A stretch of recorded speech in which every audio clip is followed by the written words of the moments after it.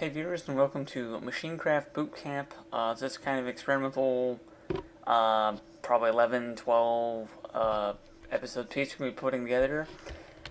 Once again, I'm going with the Wheeze. Don't ask, it's incredibly stupid. But the premise of this series is we want to be able to get down the concept of building competent, competitive hardware that is energy efficient, does not use box tags, and doesn't use movers, as well as some other aspects such as primarily being mechs and tanks for this series, because those are both the most versatile, the most researched, and on top of that, probably the most economic. So yeah, without any further ado, we're going to go ahead with the first piece here, and this is going to be just kind of a opening piece on just kind of weapon versus defense mechanism. Offense versus defense, best way to put it, I would say. So, well, let's roll through the three major materials real quick while we have some time. In fact, I'm going to add a little piece right here.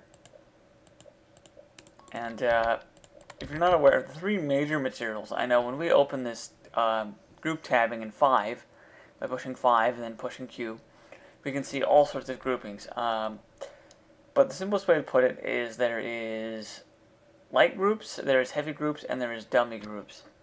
I also call light groups standard groups because they're the standard building material.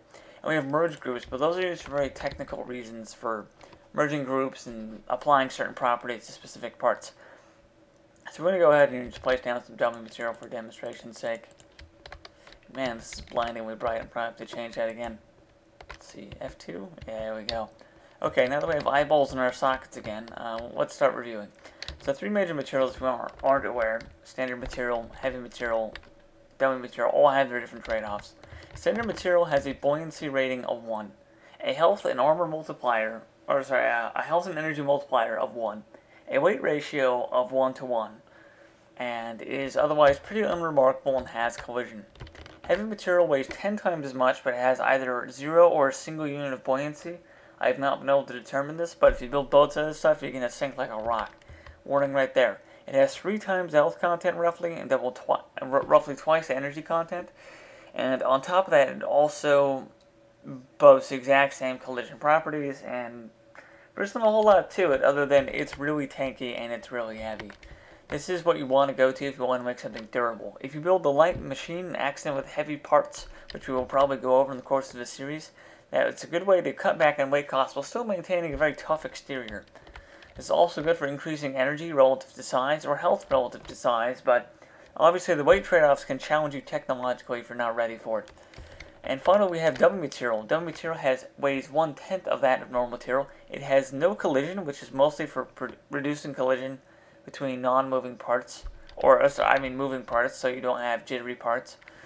And it has no health and energy gain that I'm aware of. It may have something like 0.05 of the energy ratio or something. I don't know. It's hard to determine, but it's a very small number.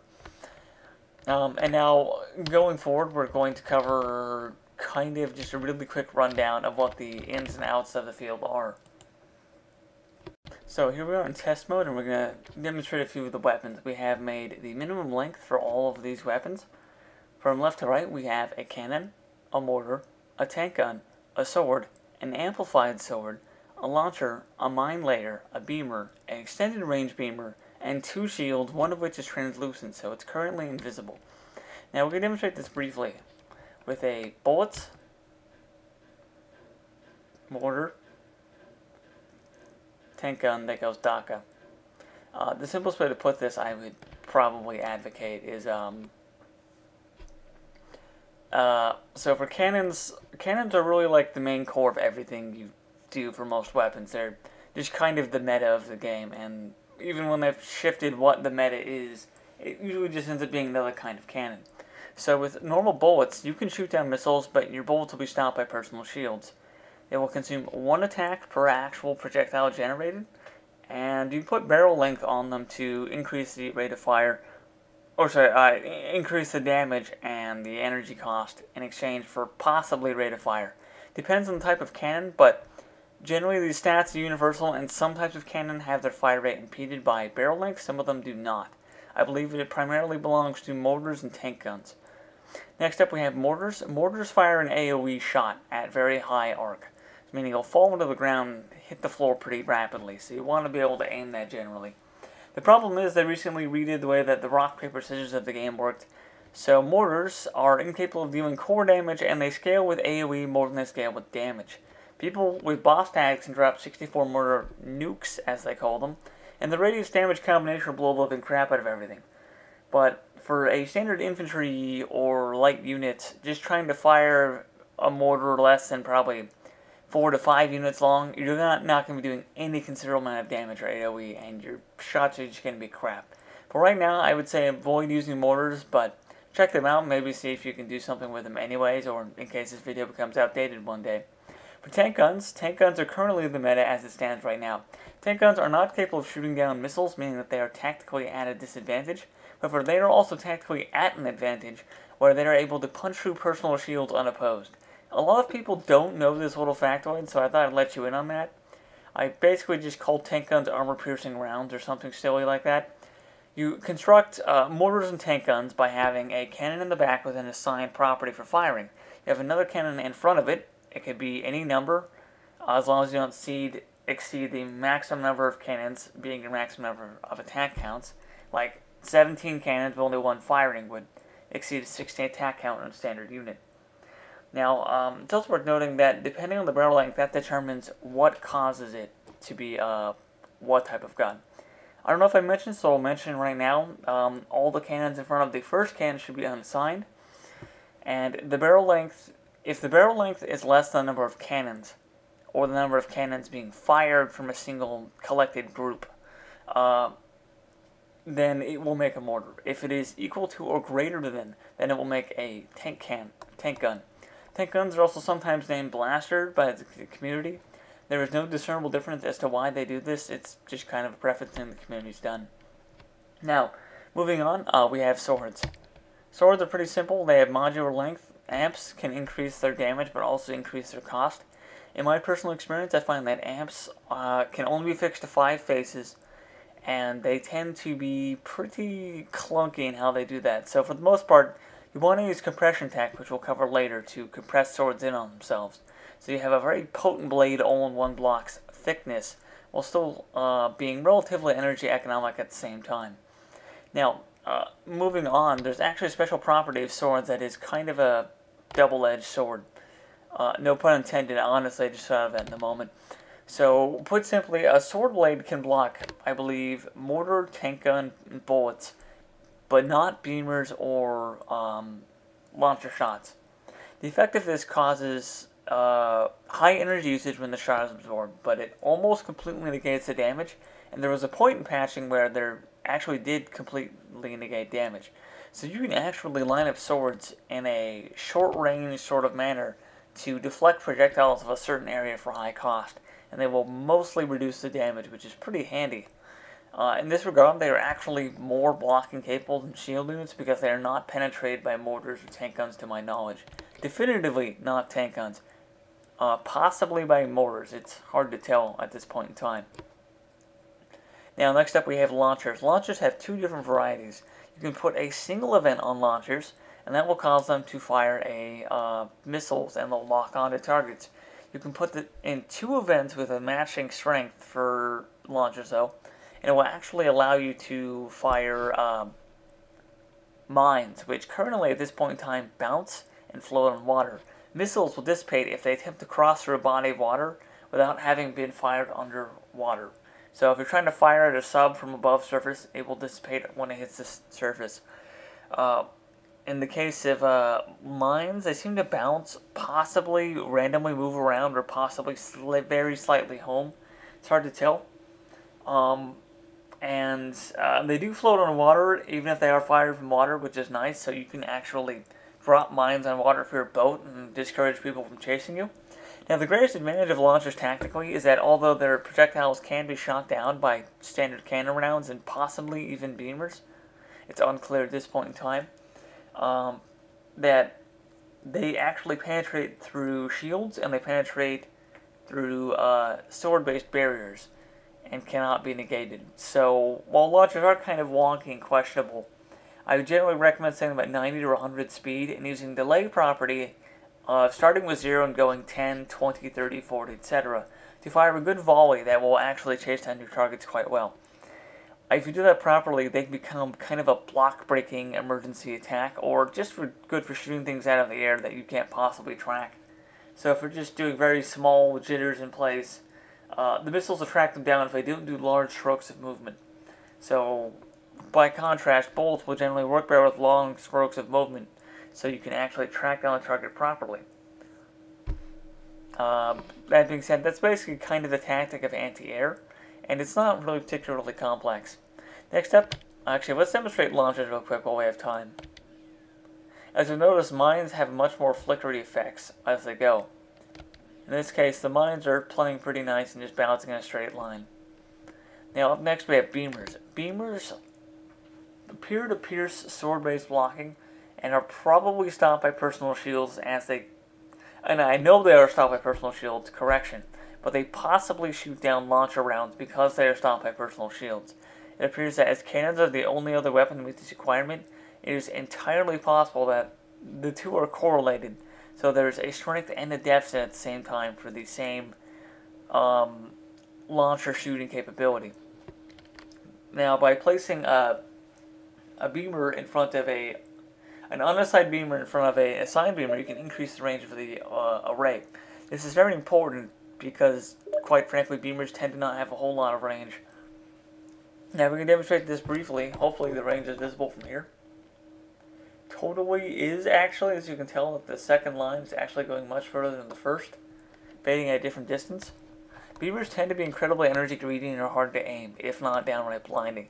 The best use I found for beamers right now is intermediate power, about 4 to 6 units, out of a scale of 0 to 10, and arranging them in a coupler setup so they actually angle out by about 2 degrees up, 2 degrees down, 2 degrees left, and 2 degrees right, and possibly a second purely forward beamer below the first.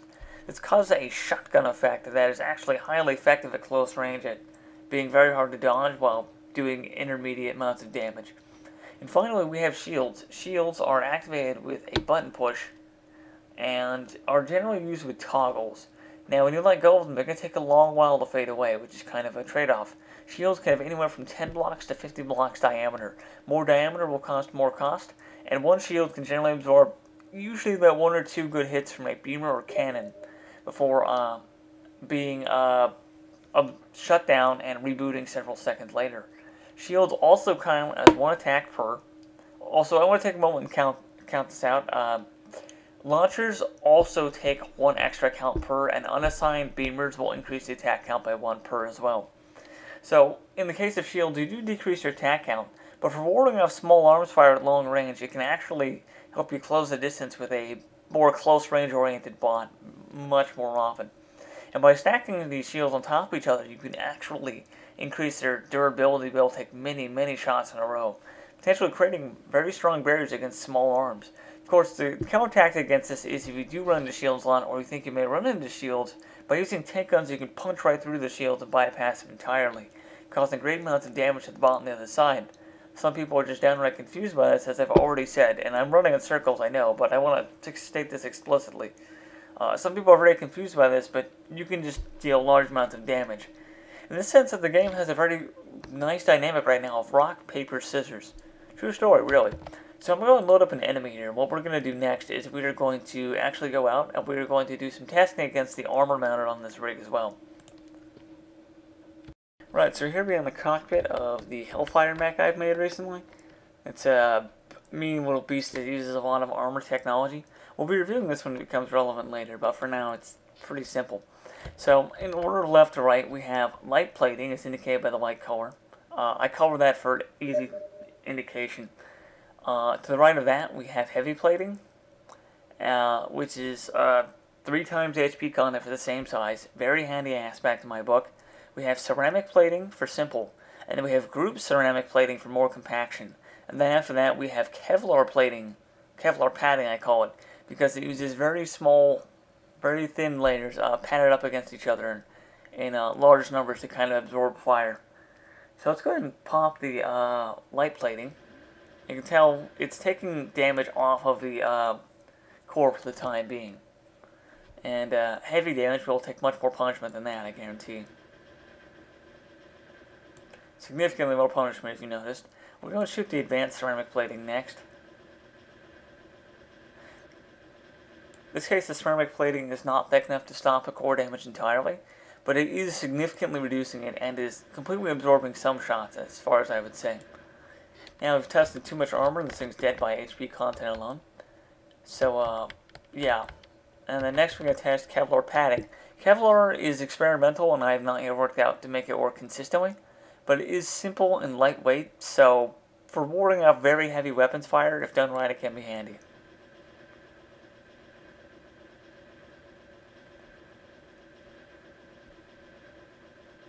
There we go, we have stuff breaking, which kind of indicates that it's actually just sort of reducing damage and not stopping damage entirely for the most part. This is kind of a demonstration of various armor paddings. I want to get that out of the way nice and early. And we can do a lot of things against this piece right here, but we're not going to. So, moving on, we are probably going to wrap up this episode with that bit right there. I think that was a good piece right there. Actually, we're going to review one last thing here, materials. And we're going to review materials is, put simple, there are such things as boxes and capsules, which are decorative in nature. Now, across the three materials, standard, heavy, and light, and, dummy, we actually run into the predicament that none of them have any effect on the statistical value provided by capsules and boxes. In fact, there may be no statistical value provided, but although you can color them heavy versus light, it will not affect the weight or the HP/energy cost given, which to me is incredibly baffling. However, it's worth noting that coloring a dummy will reduce the collision and eliminate it, which is incredibly handy if you want to have it not jitter or block certain things. We may go over that again. Quite frankly, it's something I use quite often, so I'd be amazed if it didn't come up later in the series. And finally, I'm going to leave you a little bit of a piece here. This is good vocabulary to learn for the rest of the series. And this is totally subjective, personal vocabulary, but the simplest way I call things, this standard material is steel. Heavy material is what I call decasteel. Think decade, 10 years, literally 10 steel from some sort of Latin root, because it weighs 10 times as much. And this is what I call hollow steel, whether it's holographic or hollow as an empty, you can decide, I don't really even know myself. But that's just because it is lightweight and weighs essentially nothing and doesn't collide. So I'm just going to use those terms for now, and we're going to be mentioning those later. Probably, again, just for the sake of absolute clarity. This covers the first episode on kind of the rock, paper, scissors. It should kind of give you something to wrap your heads around before we really start getting into building things based on this sort of rock, paper, scissors, and science dynamic. And hopefully, even if you have some pre-existing bots and you're already inventing stuff, it gives you some ideas of what you can set down. I'll say right now is a little bit of a bonus piece. We have I usually consider adding tank guns, bullet-based cannons, launchers, swords, and shields all in the same piece to be a very tactically inclusive mech. Swords as generally bayonets to ward off meleers, cannons to shoot down missiles, tank guns to punch through shields, launchers to break through sword-based blocks and shields, shoot down aircraft carriers, or sorry, just aircraft, not aircraft carriers, and shields to block small arms fire, especially at long range. Until next time, WCCC signing out.